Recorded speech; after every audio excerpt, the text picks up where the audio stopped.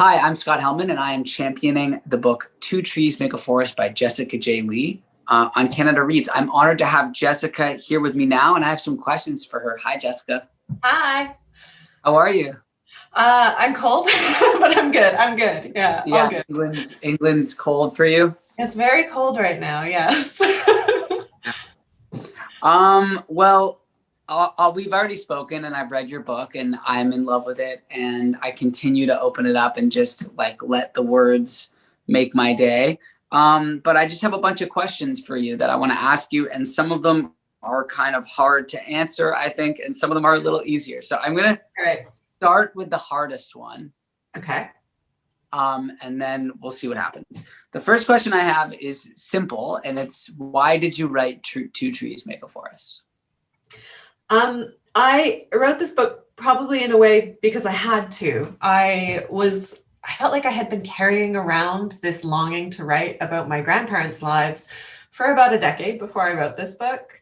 And then when I did actually sit down to write this book, once I figured out what the shape of this book would be, it was at a period of my life. I was in my late 20s, and I was living in Germany, and I moved a lot. And I think I was just really struggling to make sense of my own connection to my family's heritage, to being mixed race, to sort of making sense of the languages that were important to me and important in my family. And I didn't really feel like I had a space or a time or a sort of medium through which to process that. And that sort of went into the book. So it's a book that's simultaneously about sort of tackling family history and my own connection to nature and place and landscape, and being mixed race and being of Taiwanese heritage and being part of that diaspora and what that means.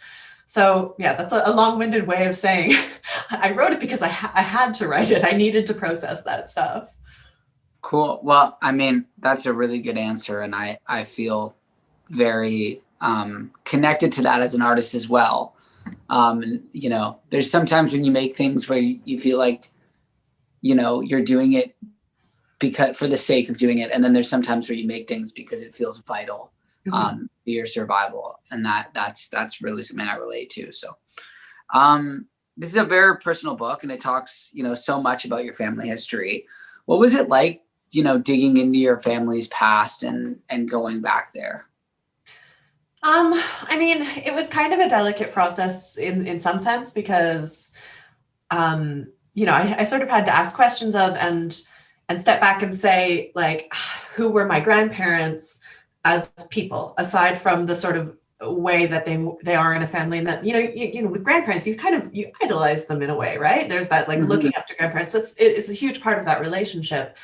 And I had to be able to step back and say, I've got that component, but what I'm missing is a sense of who they were as people and as sort of actors in the world, agents in the world who, took part in wars, in migrations and colonizations, in a sort of all manner of things that I think just it added a layer of complexity to that very simplistic narrative of like my lovely grandfather and my lovely grandmother who I loved, right? Like it was a much more complicated process. So that was a bit difficult, to be honest. And it just for me, what that looked like was research, was like learning as much as I could and asking questions as much as I could, asking a lot of questions of my mother, who was just like incredibly generous in answering every question I ever had and, letting me write the story in the first place.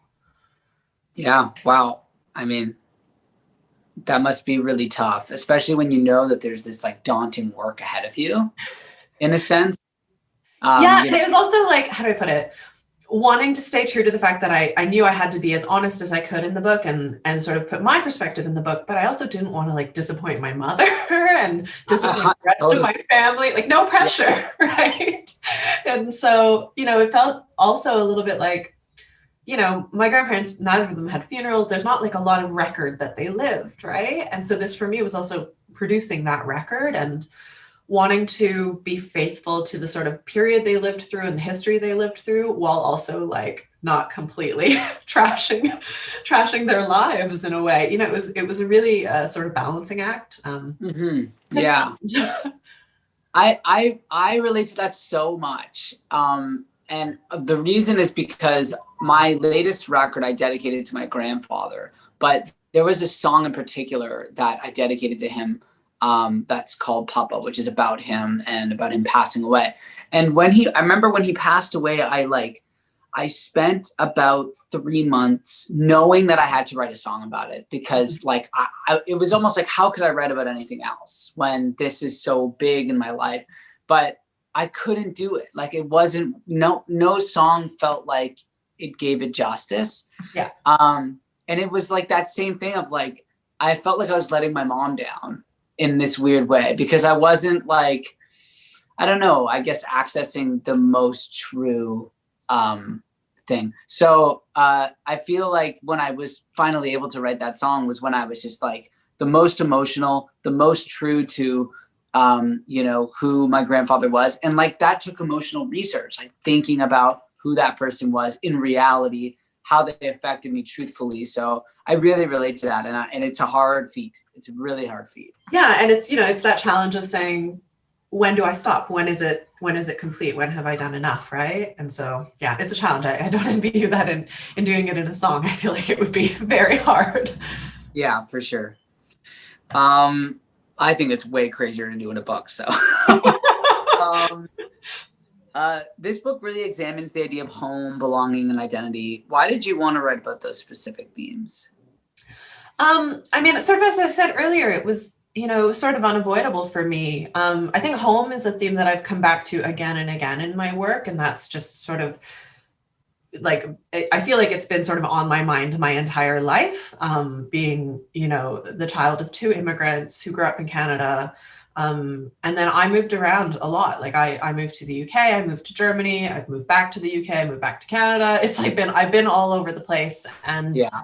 I think for me, that question has always been sort of really at the top of my mind. Also, like a real preoccupation, I think, once I sort of grew up and moved out of my parents' home, with like what it meant for me to create home somewhere. And so, yeah, it's a theme that I feel like I'm constantly coming back to. My first book was also about it. My second book, Two Trees, is like about that also. I'm hoping maybe my next book won't be about home, but it really is just like one of those things that for me, until very recently, felt unresolved.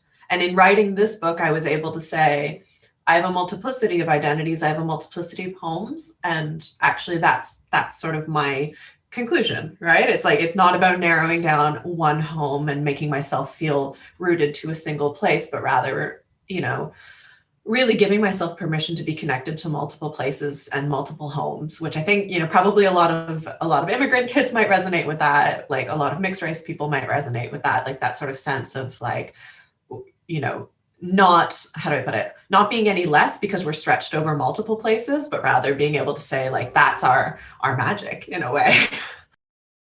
Okay. This is a question I'm really excited to ask, because it's something I'm like really curious about. And it's something that struck me a lot when I was reading your book. Your book is divided into sections based on elements.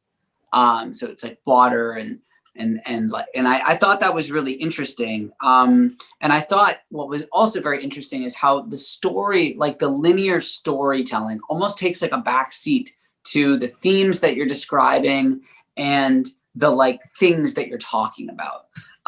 So my question is, it seems you focus more on theme and sentiment rather than story in a traditional sense. In other words, you don't seem chained to linear time. Why is that?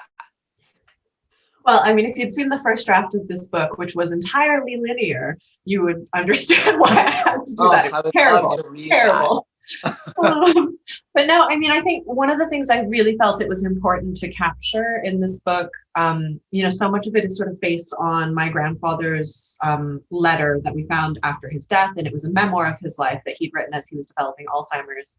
And that was a text that, again, it had no linear progression. It was all over the place. It looped around, it would stop mid-sentence, it would sort of stop and repeat things. And, there was that real sense of being unmoored in a way.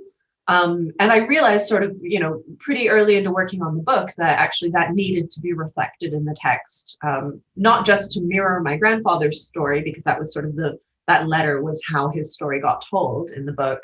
But because, so much of the story for me was about that feeling of being sort of unmoored, that feeling of being really preoccupied by memory in the way that, memory sometimes interrupts our linear experience of time, and that past moments they don't stay in the past. And so, and that, not just in personal life, but in the history I was telling, because the book is also a history of Taiwan in a way. And so it was really important for me to say, I'll give you the broad brush strokes chronologically. And I do that in the book, but that, I'm going to cycle around, because these things sort of, they bubble up again, right? And our experience of land and of place is never just linear, right? There are layers where you are experiencing histories that are 100 years old or 50 years old or 300 years old, just as you move across a single trail. If someone could take away anything from Two Trees Make a Forest, what would you hope that it would be?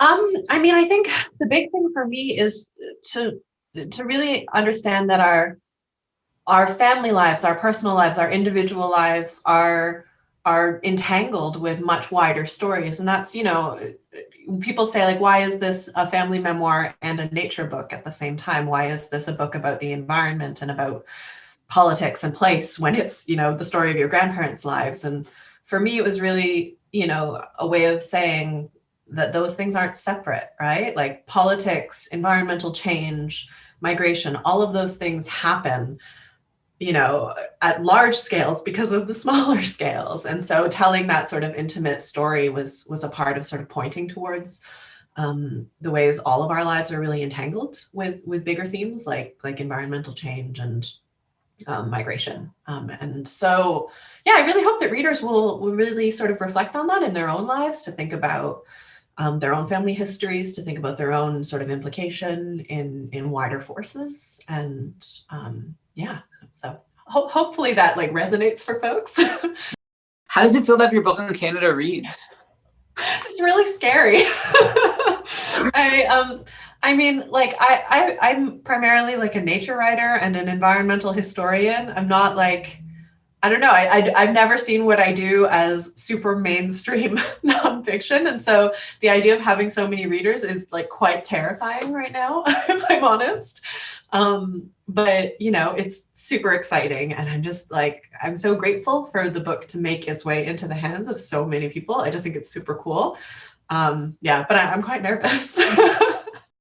I have a couple more questions. Yeah. Do you have any tips for me for championing your book on Canada Reads? I think your strength is your understanding of like the sort of core stuff that goes into making art. And so I really think like if you lead with that, lead with, matters of craft and of narrative and of theme and storytelling, like I feel like that will serve you really well. And, as you said, like it's like thematically, though it's so specific, it's so applicable to most people. And I think that like as a songwriter, you get that, right? Because it's like so often you're speaking in sort of broad brushstrokes, but actually that needs to be, it might be very specific to you, but it obviously gets conveyed to a much wider audience, right? And people get it, connect.